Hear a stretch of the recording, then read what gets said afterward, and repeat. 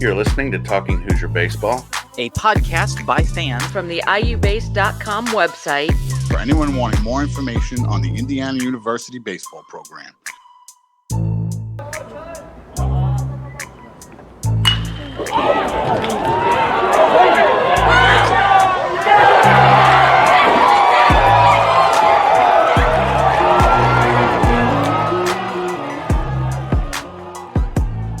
Welcome. We are recording this on Wednesday, April 28th, 2021.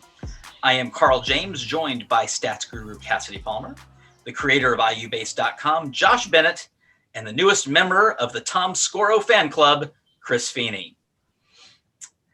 It was a weekend of domination for the Hoosiers over Minnesota, who cracked 11.7's bottom five after the sweep.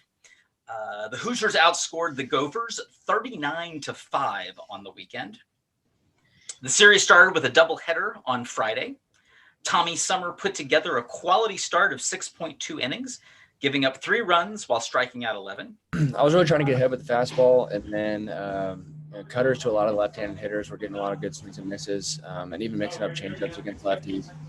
Opened up pretty much the whole plate against those left-handed hitters that they had a strong group in there as a strong left-handed hitting dominant lineup was a little unique. So throwing the cutters to kind of get them off balance and open up the rest of the plate was a big bonus for me today. The Hoosiers won 9-3. 8 of 9 Hoosiers in the lineup crossed the plate. All 9 got on base. Drew Ashley and Grant Richardson each got on base 4 times. Ashley led the Hoosiers with 3 hits and a camera-deflected RBI double. Grant Machaki made his first pitching appearance of the season with 2.1 innings of work, giving up no hits or runs while striking out 3. Drew Ashley summoned his inner Matt Gorski in the second game and made sure his next shot would not bounce back, which is tough when you consider he hit it in the direction of the scoreboard. So Drew was sure to clear it, and no one doubted at that point as the Hoosiers took a 3-0 lead and never looked back. The breaking pitch just really speeds up the bat, all the work's done for you with the curveball. That's the pitch that if you have a good approach on a fastball, then the bat speeds up on the curveball and it gets elevated to the pull side. And really you take the same swing and it's just the pitch that determines the outcome more so than necessarily an approach or a swing being different for me. Given the short rest, McCade Brown got the weekend off, and John Meduno was called on. He pitched 4.2 scoreless innings, allowing 5 base runners and striking out 4. Morgan Colopy and Colin Hopkins each had 3 hits to pace the Hoosiers to a 7-1 victory. Well, we handled the breaking ball for the most part. Drew homers on the breaking ball, and we were able to hit some balls hard off of the breaking ball, which is going to force him to be a little bit more cautious with it and use the fastball more often. And then when a guy has to rely more on the fastball in the zone, it's going to be a tougher road for those guys. And he did a really good job early. Obviously, a really good job last week, but we had seen him before earlier in the year. It turns out there is a deal in place when the Hoosiers go into Sunday with a chance to sweep. And so we tell them, if we get the Sundays with the chance to sweep, then we can wear the Reds. And they were fired up. The Sunday Reds do what they usually do at the Bart. Okay, maybe just a little bit more. 23 runs on 17 hits and 11 walks. The Hoosiers watched 115 balls go by. Drew Ashley got hit by a pitch twice in the first inning. Hopkins added 3 doubles to the 2 doubles he hit on Friday to bring him to 5 on the weekend. Morgan Colopy and Cole Barr each got 3 hits, each including a bomb. And I know it seems like an afterthought, but Gabe Bierman was Gabe Bierman. So with all that together, the Hoosiers absolutely dominated and pretty well destroyed the weekend and Minnesota. All right, so my Hoosier highlight is going to be the Drew Ashley bomb. It's just on Friday night.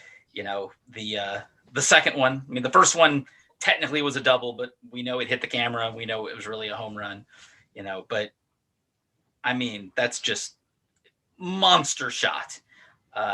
And that was the game in which the Hoosiers were playing against really the one pitching threat, Lefrig, who was the reigning Big Ten pitcher of the week at that point. And the Hoosiers put up 6 runs on him, and the first 3 were off of that Drew Ashley bomb. So that's my Hoosier highlight. Cass, what's your Hoosier highlight? For me, especially in a weekend where it was pretty much all highlights, my highlight is that neither the pitching nor the batting let up at any point at all. It was just full steam ahead. See how many runs we can score. Do not let them score anything. I mean, by the point that you've put up 13 runs in the first 2 innings of the Sunday game, your pitching could slip a little. It could get a little lax. And nope. We're just gonna give up 1 run, and that's it, and not do anything else.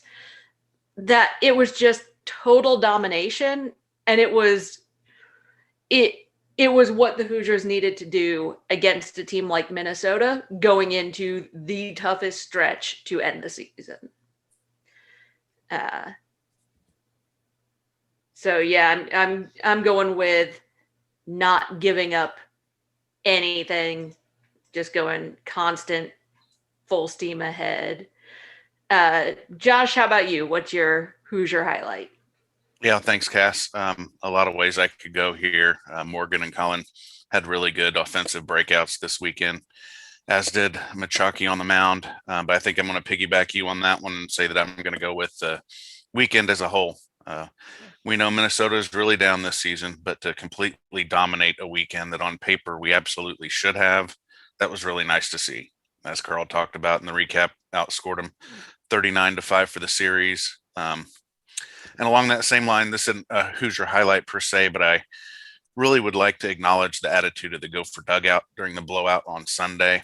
They were engaged all the way to the end. It's just a testament to the job that Coach Anderson has done over his 40 years at Minnesota. He's one of the last old school baseball coaches standing.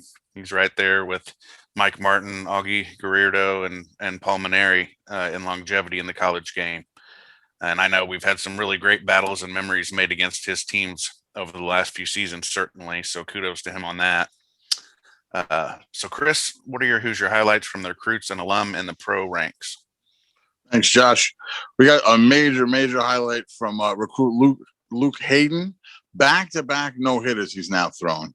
Okay. Now, again, the high school rank, obviously, it's not a 9-inning game. It's a 7-inning game. But to do it back-to-back times. And on the last one, he struck out the last 15 guys for a total of 19 strikeouts. So that's how he wrapped. Oh, and he hit a bomb. Excuse me. He hit a home run in the game as well. So we're talking about back-to-back no-hitters for Luke. Hit a home run in the second game and struck out the last 15 batters faced. I mean, he was topping out at 92, 93. So it's not like he's like 97. But again, this is a senior in high school. But it's the slider that everybody's raving about. This wipeout pitch, just nobody can hit. Luke is really shining so far early on in the high school season. And again, as we talked about before, when you get recruits that are this high and that are going into this 2021 class, there's a chance he doesn't make it. But you know what? I'm going to hope he does, because to have this arm at the bar could really be fantastic to watch. So big Hoosier highlight for Luke.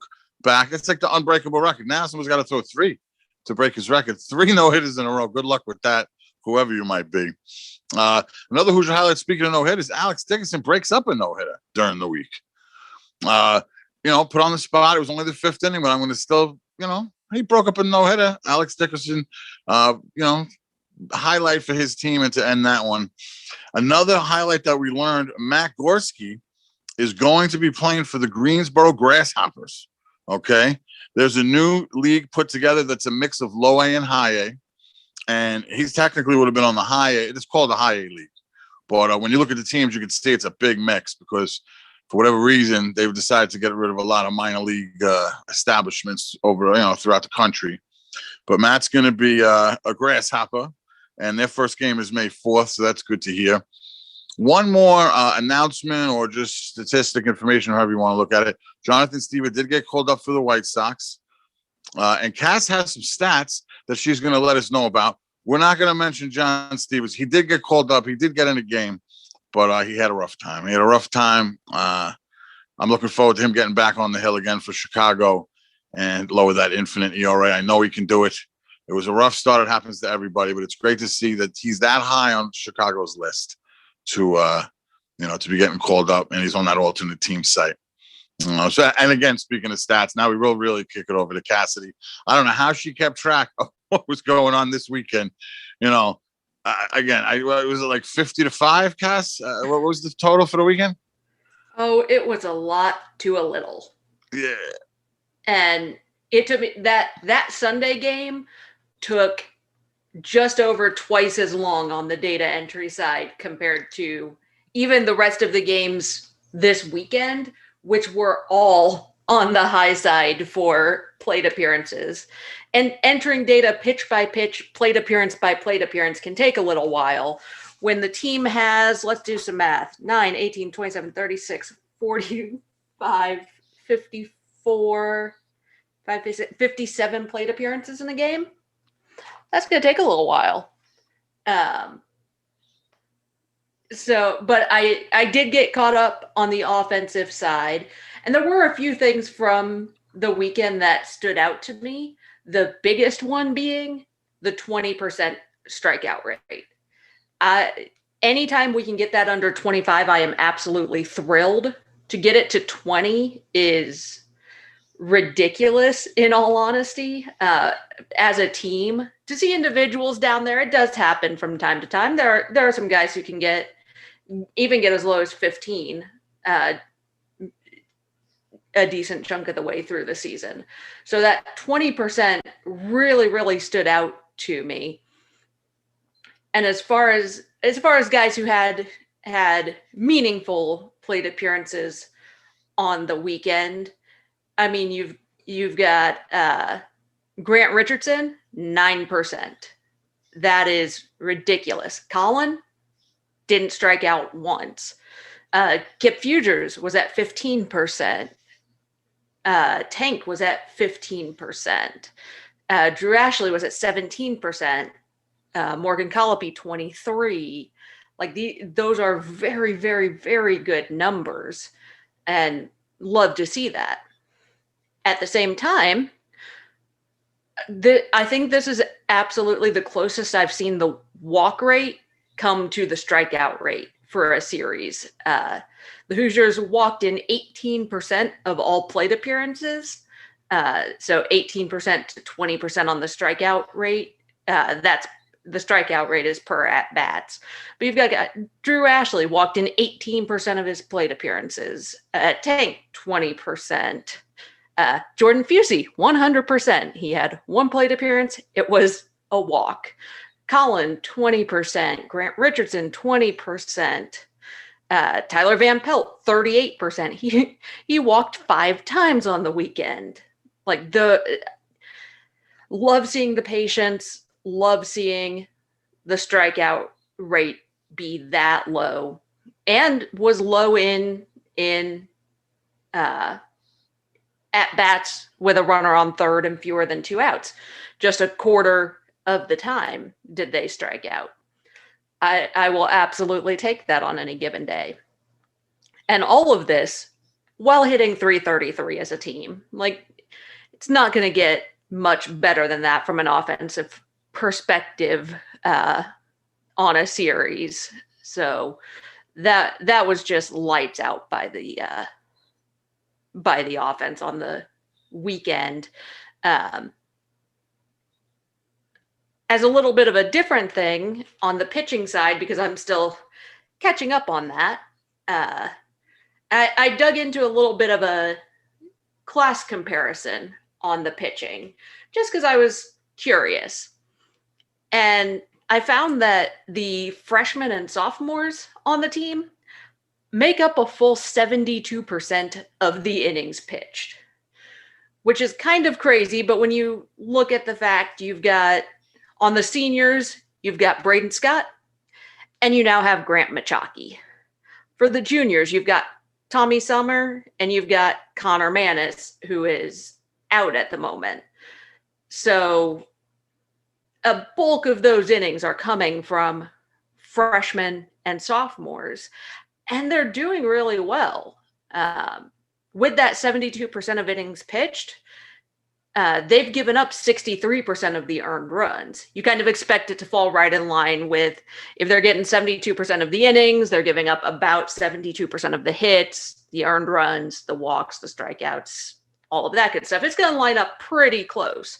So when you see something that's 10 percentage points down like that, it stands out a bit. The freshmen and sophomores just aren't giving up runs very often, which you can see in the ERA and the WHIP for those two. The freshmen are leading the way with ERA at 2.19 collective ERA and a 1.10 WHIP, walks and hits per innings pitched. And they're pitching 28% of the innings. They're not just pitching a little bit. This isn't small numbers flukish. They're pitching really well. Sophomores, a 2.39 ERA, a 103 WHIP. They've got the lowest batting average against of the lot at just a 164 batting average against, while having 45% of the innings and 44% of the at-bats. Like I cannot say enough about these freshmen and sophomore pitchers on the mound. It's rare that you see collectively the underclassmen doing this well. You see a few guys here and there who can, at least for stretches, pitch this well as underclassmen, but this class seems to be something special as we're going into the second half of the season. So that's what I've got for stats. Carl, how about your Big Ten power rankings? Yes, Big Ten. There was quite a bit of shakeup this weekend. Was kind of expecting really the top teams to all go through the sweeping process, and that just did not happen. Nebraska still has maintained the league lead with a series win, but still lost a game. And that's how Indiana was able to get closer and get into second place. Michigan was the big loser. They lost a series at home against Rutgers. So that got them down. And in fact, that really hit them in the comparative conference-based RPI, that they dropped to 5th place in the conference-based RPI, which really pulled down their power ranking. So right now the power ranking is Nebraska number 1. Iowa shoots into number 2 in the power ranking. Indiana up to number 3. Michigan drops to 4. Maryland climbs to 5, and Ohio State is now 6th. Rutgers right behind them. So it was a real shakeup in my power rankings, which are broken up evenly between Warren Nolan's ELO, the Big Ten standing ranking, and the comparative rank in the RPI. Now, I specify comparative rank in the RPI, and I still talk about RPI because at this point in the season, it still means something within the conference. Now, I have a little exercise here that I'm going to involve our entire panel on regarding RPI on the national scale. Yes. Yep. Okay. So you'll see up here, the first slide I've got going on here is the RPI formula. And this is pretty much all RPI is. It's an adjusted. I was told there'd be no math, Carl. No, I never told you that. No. That's the podcast up in West Lafayette. That's not this podcast. That's right. They're the ones who know math. No, we have math on our podcast. So we have the adjusted win percentage plus 2 times an opponent's win percentage plus the opponent's win percentage divided by 4. And that produces basically an RPI, which is kind of like a win percentage, but it's basically a factor of all these things. Okay, so let me advance this. All right. So we've got a comparison exercise that we're going to do. We've got two teams, Team A and Team B. And to compare these teams, we're going to be just like the RPI, and we're only going to use these factors to compare these teams. All right, so Team A, an adjusted win percentage, which means that for the most part, it's like a win percentage, but they get less credit for home wins, more credit for road wins, less credit for home loss. Sorry. Yeah. Okay. There's an adjustment. It does better. You do a little bit better if you play more games on the road. But for the most part, it tracks pretty close to your win percentage. Opposing win percentage is just win percentage. It doesn't matter where the opponent's played at. It basically takes all of your opponents, their records, and adds them up. And then those opposing win percentages and then add up for each opponent to produce an opposing win percentage, which there's a lot of games involved with that to produce that number. So this Team A is 477 in their win percentage, so a little bit below 500. Their opponents are playing 449 ball, but their opponents, one of the reasons it looks like to me that they're that low is that their opponents are actually pretty good at playing 528 ball. Okay, so here's the other team. Their adjusted win percentage is a bit higher at 552. Opposing win percentage is pretty close to 500, just a tick under 500. But the opposing win percentage is a little bit above 500. All right, so just a reminder, there's the RPI formula. So quick look. So who has the better RPI, Team A or Team B? Cass. B. Sorry. Yeah, I think B, but I would have to go through the math. Yeah. I'm trying to prove a point. I'm not actually trying to make you guys, no one would expect you guys to just rattle this off. Chris, you got an idea? Hey. Okay. All right. So Team B does have the better RPI. Oh. Okay. So yeah, it pretty well tracks with the numbers. Now keep in mind, the biggest thing here is that opposing win percentage is half of it. It's worth as much as the other two components combined. So that's really where Team B is doing strong. There's a whole 0.05 difference between those two. All right. So now here is the exercise. Team B, the better RPI team, is going on a road trip to visit Team A. It's a 3-game series. How do you think it comes out? Cass, predictions. I would guess a 2-1 split to Team B. Okay. Josh. I would say the opposite. Okay. Chris. Sweep for A. All right. And this is an interesting point out because anybody have an idea who Team B is? The Hoosiers. Oh, the Ooh. Rutgers. Yep. So there's our comparison. We know who Team B is. Thoughts about who Team A is? I want to guess from each of you on who Team A is. Please tell me it's Michigan. Is this nationally or conference? This is national. I'm going to say Mississippi State. Chris, you like these? You said this team's gonna sweep. So yeah, sweep. And I know we played there last year. Their color is the one you put up there. Florida team. I can't. Oh, they won the whole thing. Coastal Carolina. Team A is the New York Mets. Oh, no wonder they were going to sweep. Yes. Oh, this is great. And they sweep. Yeah. Oh, they would sweep them up. They would kill them. We got the Grom. Come on. They're going to kill Rutgers. Oh, this is great. Nice. That's not even a question. Well, so did I make my point though? Oh yeah. So I know my team. Yeah. The fact that you got that so perfectly, Chris, kind of messes up what I was trying to do. But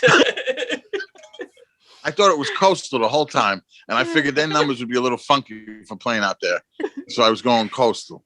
And I went Coastal because of the turquoise freaking question mark you put up there.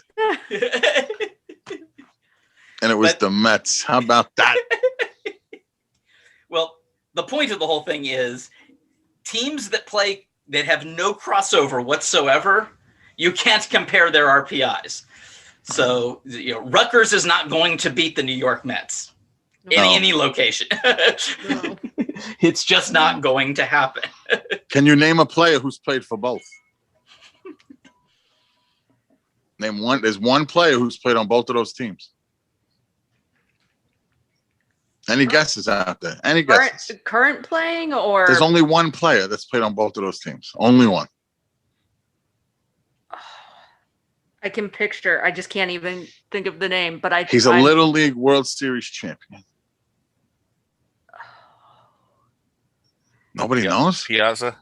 Todd Frazier. Oh, I thought it was Frazier, but I wasn't sure. Do you have to say it? Or we don't know what you're I know. I also wasn't convinced that I had the name right. Like I could He's picture. the only guy on I could Rutgers picture that ever played for exactly. the Mets, so I know that that's true. Still no Hoosiers on the Mets. Nope. We'll get one. And those sweet Rutgers. Yeah. Yep. So That's amazing. And I picked him this week. How about that? Worked out perfectly, and I did not tip Chris off. I absolutely. No. I'm telling you why I picked it. I thought it was Coastal. Yeah. I thought it was Coastal Carolina. Mhm. So the Correct. point is, we look at the Big Ten. Basically, there's two particular conferences that are the Big Ten and the Metro Atlantic conferences that are completely playing within themselves. The RPIs, while they work at this point in the season, the RPI is important within the Big Ten because it does somewhat reflect the strength of schedule, and yes, that's hurting IU a little bit right now.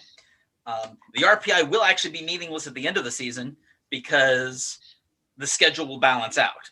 The teams that are playing that have weak schedules up to now will have it balanced. Everyone's strength of schedule will be pretty close, and I will imagine the exact order of the RPI will match the order of the standings there at the end. There was some news that just broke today. The NCAA selection committee is going to select 20 possible regional host sites on May 10th, on the week of May 10th, and then wait to dwindle that down to 16 before Selection Monday. So that I don't know how that's really going to impact. We may get a good idea if the Big Ten is really going to be considered for a host. We thought that there's been discussions around both Nebraska and Michigan for potential host sites. And maybe the thought process is, hey, we decide on both of them and wait to see who shows up on top. But if you think about it, IU has an opportunity. Next 7 games happened before this, and 2 of those are against Nebraska. If IU could go on a tear, could win this Iowa series and take 2 in the pot against Nebraska, I don't put it out of the realm of possibility that to get onto this list. But now it's also about getting onto this list and then driving it home after that. Not a huge possibility, but interesting enough to see. And we'll get a kind of an idea. Is the Big Ten being considered? I think we get an idea that if 2 Big Ten teams get placed on this list, I think we have a really good idea that concept of, hey, 4 Big Ten teams getting into the tournament is a real possibility. If we have no Big Ten teams even make the consideration for the list, then we might be a little bit worried about how many are at all even going to be considered to make the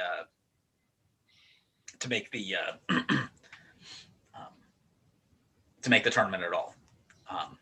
Which, as I said, D1 baseball says it's 4. Some of the other pundits are saying 4. But we don't have really an inside track on the committee. So the best hope to get into the tournament is still to win the league. That is still where we are sitting. and the Hoosiers are only a game and a half back. All right. Well, talking about that, the fact that the schedule's starting to heat up, and my number 2 power ranked team, Iowa, is coming to the BART. I will hand it over to Josh for this weekend's preview. Thanks, Carl. Like you said, the Iowa Hawkeyes are coming into the BART for a 3-game series this weekend. Iowa sits at 18-11, are 6-3 on the road, and have won 14 of their last 17 games. They're currently in 4th place in the Big, as you said. Their Friday night starter is Trenton Wallace. He's a redshirt junior left-handed pitcher. He also plays outfield, DHs, and pinch hits. He's 3-1 on the season with a 2.57 ERA and 8 starts, and has pitched 42 innings with 61 Ks versus 29 walks. Saturday, the Hoosiers should face Drew Irvine. He's a redshirt sophomore righty, 2-3 on the season with a 4.62 ERA and 8 starts, 66 innings pitched, 37 strikeouts versus 24 walks. Their Sunday guy is Cam Bowman. He's a redshirt junior lefty, 4-2 on the season with a 2.68 ERA in 40 innings, 33 strikeouts versus 12 walks. And their closer is Dylan Nedved. He has 6 saves and 12 appearances. As a team, they have a 4.09 ERA. Offensively, they have 4 batters over 300, plus 2 guys at 298. So there's 6 guys that are pretty solid offensively. They're led by Tyler Snepp, a left-handed hitting catcher who's sitting at 324. Ben Norman is a senior center fielder who's hitting 320 and leads the team with 33 hits, 9 home runs, 35 RBI, and is slugging .680. Another of note is a senior third baseman, Matt Sosa. He's been hit 17 times this season. That's just remarkable. As a team, they hit .263. So Friday night is set for a 5 o'clock first pitch, 2 o'clock on Saturday, and noon for Sunday in the finale. All games are set to be broadcast on BTN Plus, and the weather looks great, so shouldn't be an issue this weekend with getting them in or things being shuffled around. So this is going to be a great test for the Hoosiers, much different than last weekend, as there aren't any more holes in the schedule, and it's going to be a grind to get to the end of the season. I'm hoping that they're up for the task and think they probably will be. So that will do it for this weekend's preview. Chris, it's time to give out this week's hardware. At least 2 of the 3 could go a few different ways. So why don't you tell us who won the red belts this week? All right. Thanks, Josh. There are no more holes in the schedule. There are holes in the red belts. All right. You got to be able to put it on. All right. There's no other way to put on the red belt without the holes in the red belts. Let's see. So first of all, for the pitching red belt, the Joey Donato Award, to me, I'm going Gabe Bierman. You can call me easy. You can call me going just for the obvious pick. Just say it. I don't mind. I'll take it. But Gabe pitched the best over the weekend to me. He had his scoreless streak up to over 20 innings. I think it was 22 innings at one point that he hadn't given up a run. He didn't give him an inch. You know, we said it last week. He didn't give him a chance to breathe. 5 out of the 6 first guys struck out. I thought we were going to go DeGrom and like 16 out of 19 or something crazy. Of course, I jinxed it. He didn't strike out a guy for like 2 more innings. But Gabe did his thing. Lots of swings and misses. He did what he does, you know. I heard him talking in the post game. He was saying a lot better fastball, pitching off the fastball a lot more, not so much off that, you know, real dangerous changeup. For whatever reason, it was a lot more with the fastball. But he really pitched great. And obviously, it could get out of hand. You're up, what was it, 13-0 in the second inning. You could start goofing around out there. Cass mentioned it in her stats. He didn't. He took care of business, and he didn't let him do a thing.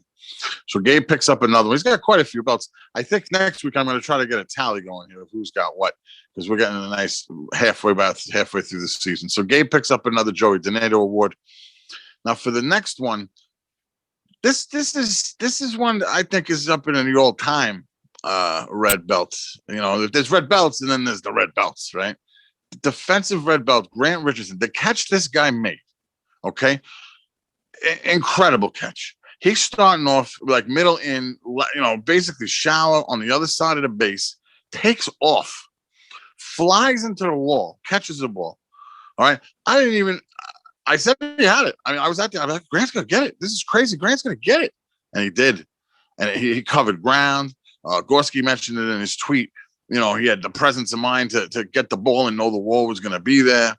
Highlight, major league catch. It reminded me of Gorski. That's how Gorski ended up tweeting back, because it really reminded me of what he did in Victory Field that night for those that were there. Something about a real amazing balls to the wall outfield catch is just so special. You don't get them all the time. And to cover ground like that, Grant really showed what he can do. So one of the nicest catches I feel like I've seen at the bar in quite a while. No offense to Kalita or Gorski or anybody else who's made some wild. Didolo had a bunch of good ones too. And I feel like you didn't expect it from Didolo, and he would lay out and make a great grab, but really an amazing, amazing catch. So he picks up the Tony Butler defensive belt. And then when it comes to the hitting belt, Josh, you're right, this one was harder. There was a lot of different ways to go. Luckily, it's just whatever I want it to be. So, it works out well. I actually agreed with the Big Ten as far as they chose Morgan Colopy as his freshman of the week. And I went with him as our red belt winner, Alex Dickerson Award. Okay. He was about, again, the stats are for Casss, but I feel like he hit like 500. I think it was like 7 for 15 or something. He hit all home run, bombs, doubles. It was a strange strategy too. This Minnesota Gophers had. It was like, we're going to walk Van Pelt every single time, and then Colopy will hit a double every time, and then Colopy will hit a home. He's really got some strength too. Coach mentioned it in the post game, and we noticed it in the fall. He was getting the average, the velocity numbers, the home run, the homers that he hits were going crazy numbers high on the Sagerman rocket science list. And we were just like, who is this guy, right? We have, of course, never seen him play. Morgan Colopy has got some power in that bat. And when he can put it all together, and he's hitting for average too, he was going gap to gap with the ball. Morgan was really, really, to me, the best hitter of the weekend. But, of course, it could have went other ways. It could have went Drew. It could have went Colin Hopkins could have went back-to-back, right? He could have won again. He scored 100 runs. It's going to be a lot of choices for offense. But for me, I go Morgan Colopy. I'm glad the Big acknowledged him as well as a freshman of the week. I thought that was a good deal. So for the week, we have the outstandingness of the catcher, Grant Richardson, Morgan Colopy for offense. Gabe picks up another one for pitching. Now, what happens is from here, we're going to go into the mailbag. And this question came in a couple of different ways. This one's going to be for Carl, because he's more of a schedule guy, I would say. Knows more about the ins and outs of RPI and schedule and stuff, what it means. Are they going to make up the Illinois rainout game, Carl? This one's for you. Thank you, Chris. Tom Brew for Sports Illustrated asked this question of Coach in this week's press conference. And Coach gave a diplomatic answer. That's hey, we're talking to him. We're trying to get there. We're trying to schedule. I didn't hear a ton of confidence in that answer. And one of the things that he had talked about the last time was, well, it's possible that there will be, a couple different teams might miss games, and it may work out that there would be a makeup game because multiple teams have missed games. That really hasn't happened. So all of that together I find it very unlikely that this game's going to be made up. I think Indiana's going to end up with just the 43 games. All right, Cass, the next question for you is, what has happened to Jordan Fusey? Is he hurt? Keep in mind, we got this question mid-series before he entered the game late on Sunday. Cassidy. Thank you, Carl. Well, we haven't heard anything about an injury, and he did come in for his walk of a plate appearance and looked just fine. I'm gonna guess that a large portion of the move to Kip Futures is gonna have something to do with Jordan's 46% strikeout rate. While he hasn't been hitting poorly, his average sits at 246. That's not end of the world horrible, and is actually better than what Kip's at right now. But Kip's striking out in 33% of his at bats. So there's probably something to that. A 46% strikeout rate is very very high at this point in the season. And even if you go back a couple of weeks, that's still really, really high. It probably also has something to do with Jordan's struggles against left-handed pitchers, where he's batting 160 with a 52% strikeout rate. Both of those combined with Kip doing decently at the plate, and he's more than holding his own at first base. I'm gonna go with that's probably a decent chunk of the reason why we haven't seen Fusey in quite a while, and we haven't even seen many pinch hitters over the last few weeks until IU was up 23-1. So that's probably where a lot of it comes from. Josh, last question is yours. So you're up 22, and you send the same catcher out for his 27th inning behind the plate? That's a really interesting question, Cass. And fortunately for me, Carl was able to ask Coach himself on today's media availability, so I kind of get bailed out on this one. But here's what he had to say.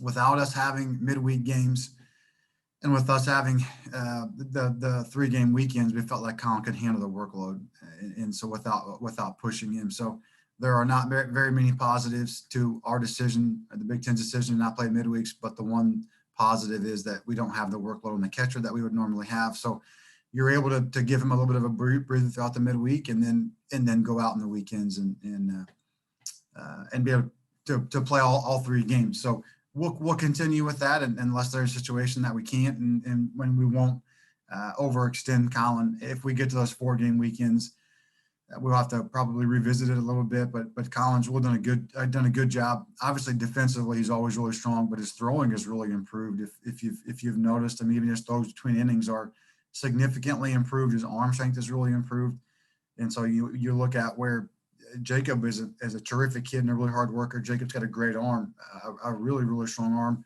can really throw. And that's something that Colin's worked very hard on. And you don't feel like there is a kind of a difference there at this point. Or the difference is negligible. And then Colin's been so good offensively the last several weeks. We're really just like the quality of his at-bats. That Illinois weekend, I know he hit the walk-off home run, but the Comia kid did a great job. He took 2 or 3 hits away from Colin that weekend. And when you just put enough balls on the barrel, eventually your hits start to fall, and they fell in bunches for Colin, this weekend. And outside of the young man from Iowa who had a great weekend, Colin's probably the offensive player of the week if that young man doesn't hit over 700 for the weekend. So the way he's going right now, he's obviously shown he can handle the load, and his bat is on fire right now. So I think I'd kind of let it ride myself. But fortunately, I got it from Coach's mouth. So, Chris, you're up next. Can you tell us what happened on this day in IU baseball history? All right. Thanks, Josh.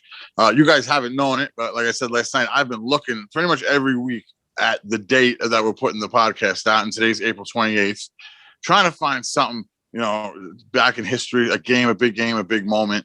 And finally, I found one, the banger that we could start this off with. And it won't be in every pod because it's got to be something real cool, right? So 2018, April 28th, let me set the scene, okay? We have lost to Ohio State to lose the series. We go to Purdue and we lose. We come back to the Bart on a Friday night against Illinois on the 27th of April, and we lose with Steve on the mound. And there comes Saturday, April 28th. Cam Beecham on the mound. All right. Right off the bat, we get him a lead. Let's see. It was Gorski drove in Kalitha. Beecham would go on to throw out 6 more scoreless innings. We've got a 1-run lead in the 9th. All things seem good. I don't think anybody questions.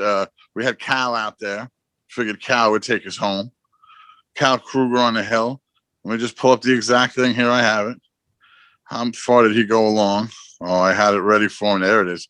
He went 2 2/3 innings. He was going to go for the old 3-inning save.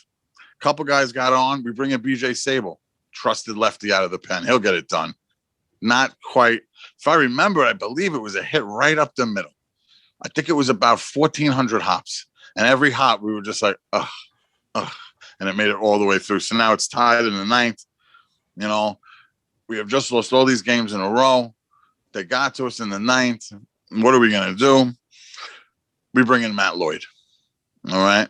Matt Lloyd comes in to throw 3.1 scoreless innings out of the pen, gets us to the 12th, and Drew Ashley comes to the plate, hits the walk-off winner. Listen, I didn't think he had it. I don't think he had a home run the whole year. I didn't even know he could hit home runs. Little did we know later. But he muscled that thing out down the right field line. The place went crazy. Obviously, the big jump around. And between what Matt Lloyd did on that mound in that game, it was really special. You know, we weren't going to lose that game. I think he might have came out for another inning if he had to. I really do. He was not losing that game. He's coming off the mound, grabbing his jersey. There's a GIF from it that if you go on Twitter, you just Matt Lloyd, and he's grabbed. That's from that game. And Ashley hits the walk-off bomb. Real fun day at the Bart. So if that can't be, I mean, we're talking about a close game, the 1-0, the 1-1 game, something I really like. Walk-off, something I really like. And to watch one of the leaders of your team really shine in Lloyd and the up-and-coming kid Ashley win it was a real special day. And then we came on Sunday and won the series, which worked out nice. But April 28th, 2018, Drew Ashley's walk-off bomb, Matt Lloyd's special outing out of the pen, and that was your day in history of IU baseball. Let me see what's coming up next. Of course, I don't have it right in front of me like I'm supposed to. Oh, here it is. Let's see. All right, Josh. The next 17 opponents all have winning records on the season. This is the pivot point of the season. We're like a buck and a half out, game and a half out. What can Indiana do down the stretch to pass these two guys and end up with back-to-back titles? Because I'm going to call it back-to-back titles. COVID cannot take away my back-to-back. What do you think, Josh? Oh, it absolutely would count as back-to-back, and great job on that last segment. I hope you can keep digging stuff up like that, because I remember being there and the chills that we had that day. That was awesome. But thanks. So yeah, pivotal might be an understatement. 17 games against the top 7 teams in the conference with no chance to catch your breath or get healthy against a lesser opponent. That can be both a blessing and a curse. We have 4 games against first place Nebraska, 2 on a neutral site and 2 at home, and 3 against Michigan, who's directly behind us.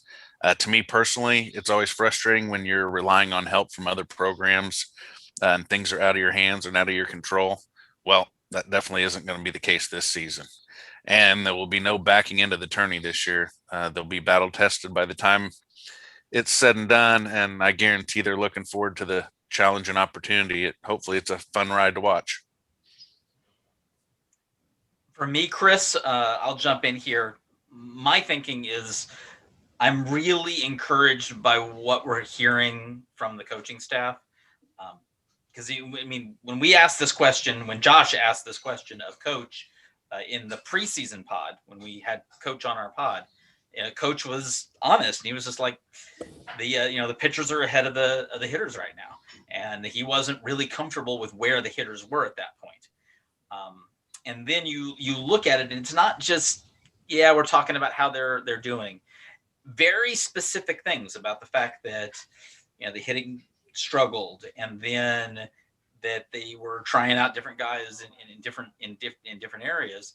But then they've really talked about improvements in seeing pitches, improvements and this week really talking about pitch recognition. I think the comparison, yes, I know Minnesota isn't near the team they were a couple of years ago, but for the most part in 2019, save Myers, the one guy, it's mostly the same Michigan pitchers. And for, over a full game, they pretty much held Indiana. They were making our hitters look bad. And it was through, a lot of off-speed pitches. Well, they came with the same strategy. And what happened? One of two things. Either the pitch was out of the strike zone and wasn't swung at. That happened 115 times. Or what Drew Ashley did to that ball, that was that curve ball that was pitched to him. Absolutely crushed it. This team really is progressing. You have, yes, they're led by the guys that have been in this program a little bit longer. But again, that tells me that the longer they have under, Coach Mercer's tutelage, they're improving their hitting skill. And now they're starting to select, and as Coach said today, trying to add a guy to the mix to really be part of the hitting mix each week, with the goal of getting to the point where now you have 9 guys that can do damage. They're not quite to 9 yet, but they're getting close. I feel this progression. The offense is getting better, and then you add what Gabe has added what Gabe Bierman has added to the back end of the rotation. Mhm. John Meduno is now able to produce multiple innings. Watch out. I think this team has potential. Yeah. And Ty Bothwell as well has pitched well in that bullpen / fourth starter sort of role. And I think that's so important in all of this down the stretch is the depth. I mean, we've got 2 more 4-game series, 4-game weekends coming up. And when you're facing these higher quality opponents and you might need to use more bullpen, having that depth is critical. And same on the offense. I mean, like you were saying, Carl, we don't quite have those 9 who can be a constant threat, but we've got a bunch of bats that can threaten at any given point, depending who's hot. And I think that's the most important part. And even defensively as well. We've got multiple guys who can safely play all of the positions, I think. Pretty close. I mean, third is very clearly Cole Barr, but Rowe, when he had to step in for a brief stretch, he was great out in the field too. You've got multiple guys at first, second, and short. You've got multiple guys across the outfield. I think that's going to be huge. Chris. Well, for me, I would say, I mean, obviously there's potential and obviously there's a long way to go, but the Ohio State series still stares at me. I'm not going to lie. Mm-hmm. It does. The end of the game breakdowns and the errors and the mistakes. Of course, that's still right there, because I think it goes back to that question you asked a few weeks ago, which team are we, right?